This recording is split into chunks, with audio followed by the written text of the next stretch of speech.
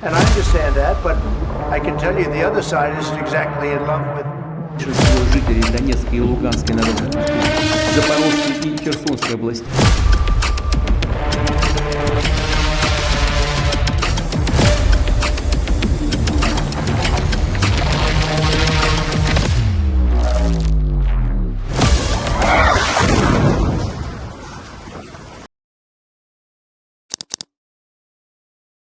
Welcome to our in-depth update on the ongoing war between Ukraine and Russia. In this report, we will explore the latest military developments, humanitarian consequences, economic impacts, and diplomatic efforts surrounding the conflict as of late September 2025. The war, now in its fourth year, continues to reshape global security, economics, and humanitarian conditions. While much has changed since the initial invasion in February 2022, the conflict today remains one of attrition, technological adaptation, and international involvement. Let's begin with the battlefield situation. Russia has recently intensified its efforts in the Donetsk region of eastern Ukraine. Instead of launching large urban assaults, the Russian military is focusing on flanking maneuvers, infiltration tactics, and attacks on Ukrainian supply lines. This strategy is aimed at slowly weakening Ukrainian defenses, while minimizing Russian losses in direct combat. Reports suggest that Ukrainian forces are under severe strain in the east due to supply shortages, logistical issues, and manpower challenges. At the same time, Russia has launched a massive campaign of drone and missile strikes across Ukraine. These coordinated barrages often involve hundreds of drones, many of them Shahd-type systems provided by Iran, alongside dozens of cruise and ballistic missiles. Their main targets include energy infrastructure, power grids, and railway systems. The aim is to cripple Ukraine's ability to move troops, supply its forces, and maintain civilian stability. Ukraine has not remained passive. In recent months, it has expanded the scope of its drone campaign deep into Russian territory. Ukrainian drones have struck multiple oil refineries and fuel facilities in Saratov, Samara, Ryazan, and Volgograd. These attacks are designed to disrupt Russia's fuel supply chain, reduce export revenues, and create domestic economic strain.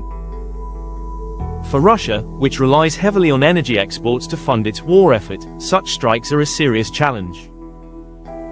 Railway infrastructure has become a major battleground in this war of logistics.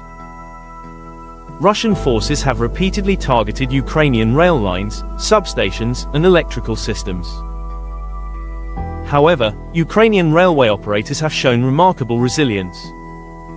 When electrical systems are destroyed, diesel locomotives take over. Damaged infrastructure is often repaired within hours. Despite the disruption, Ukraine's supply network has not collapsed, though operations are more expensive and dangerous. Territorial changes remain incremental.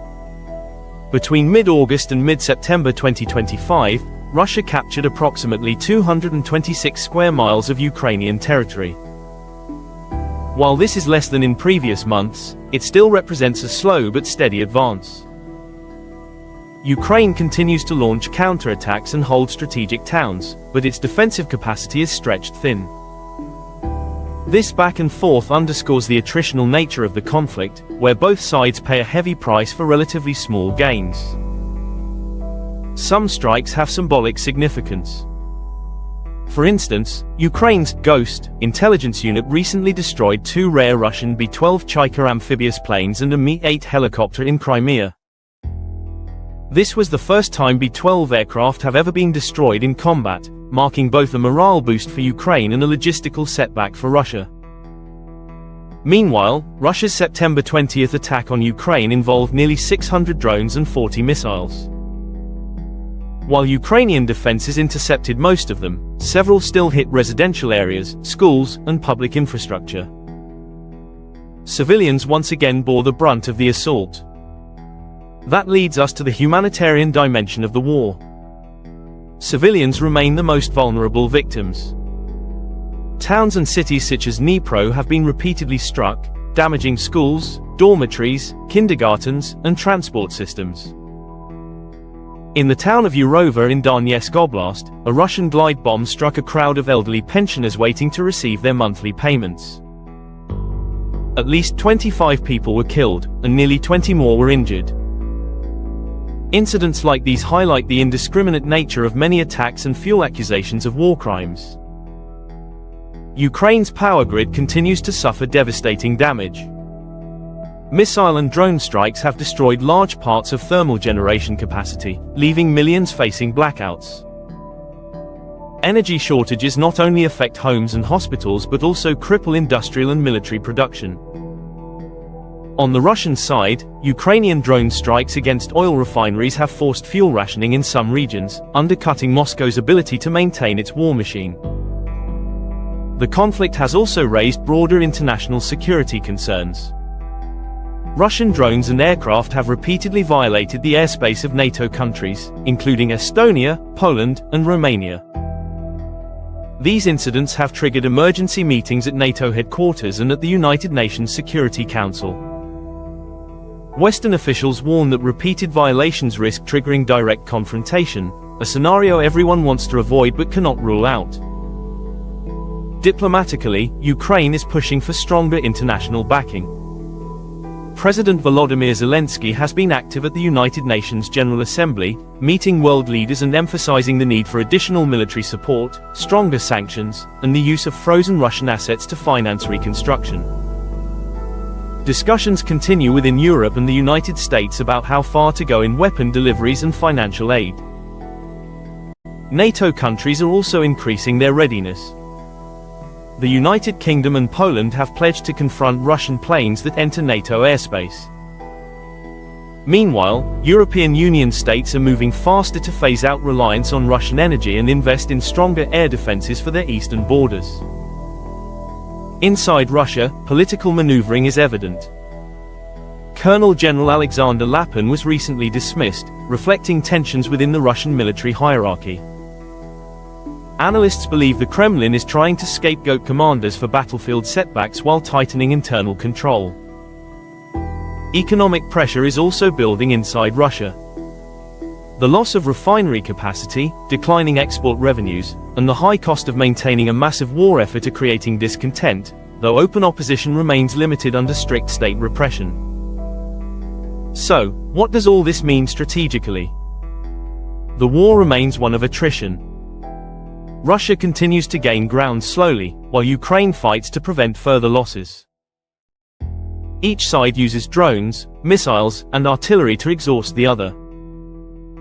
For Ukraine, Western support remains critical. Without continued supplies of ammunition, drones, and air defenses, its ability to resist will diminish. For Russia, sustaining the war requires keeping its economy afloat, importing technology despite sanctions, and maintaining domestic morale. The economic war is as important as the fighting on the ground. Each refinery fire in Russia reduces its export revenue. Each Ukrainian power outage undermines public resilience. Both countries are locked in a cycle of striking the other's infrastructure, hoping to break their opponent's will. The risk of escalation beyond Ukraine's borders is rising. A drone crossing into NATO territory could trigger a military response. So far, NATO has shown restraint, but repeated violations test its credibility. The longer the war drags on, the higher the chance of an unintended confrontation. Looking forward, several scenarios are possible. Ukraine may regain momentum if Western aid increases and new technology arrives, such as advanced air defense systems and longer-range weapons. Conversely, Russia could continue consolidating incremental gains if Ukrainian defenses weaken. Diplomatic negotiations remain unlikely in the short term, but war fatigue and economic hardship could eventually push both sides toward talks. The humanitarian cost will remain devastating. Millions of Ukrainians are displaced, infrastructure is in ruins, and entire towns are destroyed. Even if the war ended tomorrow, reconstruction would take decades and hundreds of billions of dollars. In conclusion, the Russia-Ukraine war in September 2025 is a conflict defined by attrition, technological innovation, and global consequences. Drones, missiles, energy grids, and railways are as decisive as tanks and soldiers. Diplomacy continues, but peace is distant. The coming months will reveal whether Ukraine can stabilize its defenses and whether Russia can sustain its slow advances without collapsing under economic strain. Stay tuned as we continue to monitor developments. The stakes are enormous not only for Ukraine and Russia but for global security, economics, and the balance of power in the 21st century.